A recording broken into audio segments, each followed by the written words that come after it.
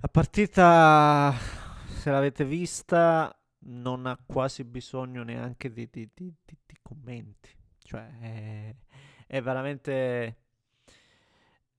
è veramente uno spettacolo vedere giocare il Bayern Monaco, anche perché noi non siamo abituati a vederlo quel calcio. Non siamo abituati ormai. Non abbiamo una squadra che neanche si avvicina, che neanche tu dici c'è un livello. No, no, no.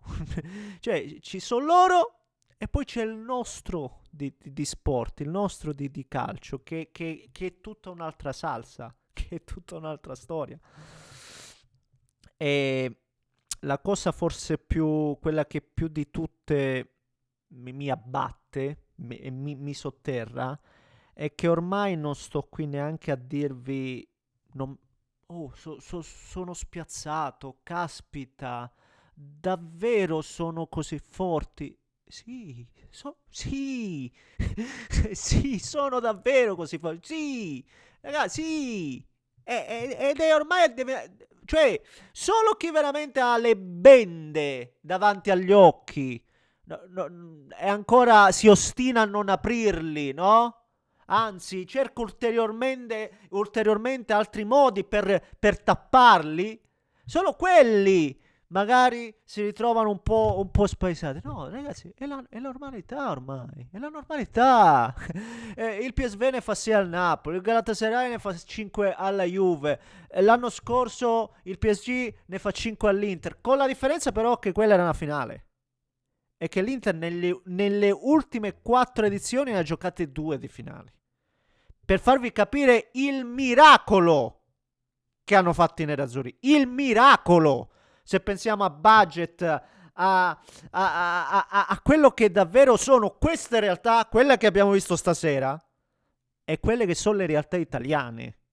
No? Ecco, se apriamo gli occhi, poi cerchiamo di capire quello che è stato il percorso, per esempio, dell'anno scorso dell'Inter, che è riuscita davvero ad andare oltre e a fare delle cose che ormai non sono neanche quasi più pensabili. Ormai non sono neanche più pensabili perché la realtà è questa. La realtà è questa, è quella che purtroppo abbiamo visto stasera. E noi siamo quelli che poco tempo fa dicevamo: no, ma che ci va a fare l'Atalanta in Champions? Che poi ci fa fare ste figure. Ecco, l'Atalanta è l'unica che è arrivata a giocarselo un ottavo di finale. Quindi, per favore, tappiamoci la bocca. E ribadisco ancora una volta: non è la prima squadra che prende 6 gol in Champions. E, e quindi, ragazzi, apriamo gli occhi. Ora proviamo a parlarne anche un po', se vogliamo, di questa gara. Prima, se volete, come al solito, vi invito a spolliciare per soddisfare l'amico algoritmo. Iscrivetevi se volete seguire i prossimi contenuti. E domani sera credo vediamo insieme a Prince la partita insieme a voi. Quindi live, sintonizzatevi. Quindi din don, attivate la campanella che magari la commentiamo insieme in live, la guardiamo. Perché questo ci è rimasto. Quando si gioca all'Europa che conta, questo possiamo fare. No? Ci mettiamo e la guardiamo. Guardiamo. Siamo condannati a guardare da spettatori. Ecco. Ecco. E quindi link in descrizione di Don di Nota. Grazie di tutto.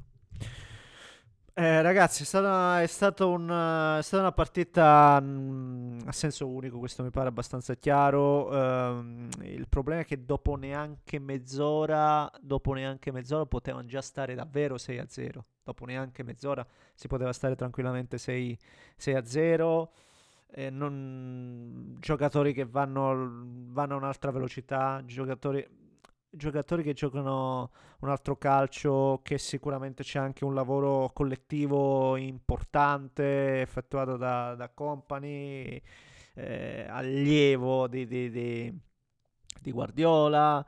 anche se poi si differisce tantissimo filosoficamente parlando, perché guardavo alcuni approfondimenti in inglese, che sto provando ad imparare l'inglese e mi concentro su alcune, soprattutto sulla tattica, e vedi come non offra mai punti di riferimento lì davanti. Anche quando gioca Kane, per esempio, non vi aspettate un Kane che sia solo lì da target man. Quindi per farvi capire come questa squadra lavori anche tatticamente, poi sulle individualità, lo dicevo l'altra sera parlando del derby dell'Inter, no? Che quando trovi il blocco basso non fai nulla. Provala a fare con il Bayern il blocco basso. Questi hanno gente che ti salta con una facilità estrema. Olise, Olise abbiamo visto di cosa è capace, ma Olise, Nabri, Luis Diaz, non mi vengono, ma ce ne sono tanti, Musiala, ma chiunque, lo stesso, il ragazzo là, Carl, come si chiama? Oggi, appunto, no? Hanno fatto anche qualche rotazione con Kane, Goretzka, Musiala stesso che è entrato dopo, Carl. Cioè, questi fanno che gli pare, fanno cosa gli pare e piace, ragazzi miei. Forse si è vista anche un po' di inesperienza di Palladino, senza ombra di dubbio, che ha deciso un po' di andare uomo su uomo, e se provi a giocartela con troppo coraggio, poi rischia di diventare incoscienza, onestamente, perché questa è finita 6-1, ma poteva finire tranquillamente il doppio. Tranquillamente il doppio delle reti non avrebbe rubato. Quindi, comunque, sì, c'è differenza. Sono straforti, sono 1000 volte più bravi. Però anche Palladino, secondo me, qualcosina stavolta la paga, perché giustamente anche lui è la prima volta che si ritrova in un contesto del genere, e non è semplice. L'Atalanta no, non è la prima volta per l'Atalanta, questo va detto, anche se poi è bellissimo vedere come i tifosi sul gol di Pasalic no, abbiano anche esultato, proprio perché accettano la superiorità dell'avversario, che è capire la situazione e capirla, bravi, perché comunque per la Dea questa è, no? C'è poco da fare. Alla Dea non le puoi andare di nulla. Non le puoi andare di nulla, che è l'unica squadra, ribadisco, delle italiane che si va a giocare in ottavo. C'è di vario, e l'abbiamo visto. Che dobbiamo fare? Che dobbiamo fare? Ribadisco, abbiamo per quei un po', non lo so se sono poco, forse da stasera saranno meno, però c'era ancora gente, ribadisco, ancora un po' chiusa, che vive nel suo mondo, che crede che arrivare in fondo in Champions sia una passeggiata di salute, che sia fattibile, ragazzi. Ci sono delle realtà che, se comparate alle nostre, ragazzi, io rabbrividisco, quindi questi risultati purtroppo diventeranno sempre più la normalità. Spero ovviamente di sbagliarmi, ma diventeranno sempre più la normalità. Ripeto, solo quest'anno, dopo che dopo che sono arrivati sfottò su sfottò per l'Inter in finale di Champions, ribadisco, ne ha presi 5 la Juve, ne ha presi 6 stasera l'Atalanta, ne ha presi 6 il Napoli. Non c'è un'italiana che non abbia fatto incetta di gol, e purtroppo non in una finale, magari. E quindi questo è. Ragazzi, fatemi sapere cosa ne pensate voi. Una robetta, perché poi mi sono visto anche su Diretta Gol un po' tutte le altre robe. Ma Tudor sta facendo dei disastri, ragazzi. Sta riuscendo forse a far retrocedere il Tottenham, e oggi si è inventato, no, il secondo portiere, ha lanciato il secondo portiere titolare perché non li convinceva Vicario, e dopo il primo quarto d'ora praticamente prendono 3 gol, di cui 2 erroracci del portiere che aveva inserito lui, e poi lo sostituisce dopo 15 minuti.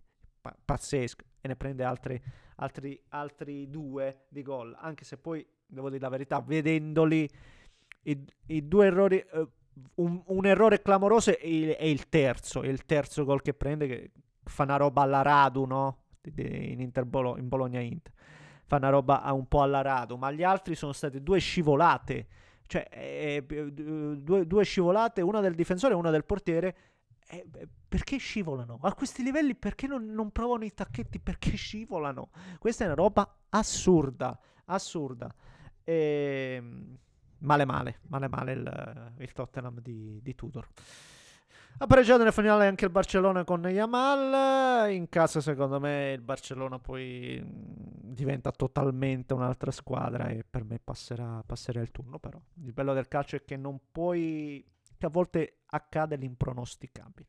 Va bene, signori, fatemi sapere cosa ne pensate voi. Commentate, like, se volete iscrivetevi al canale. Un grande abbraccio da Neschio.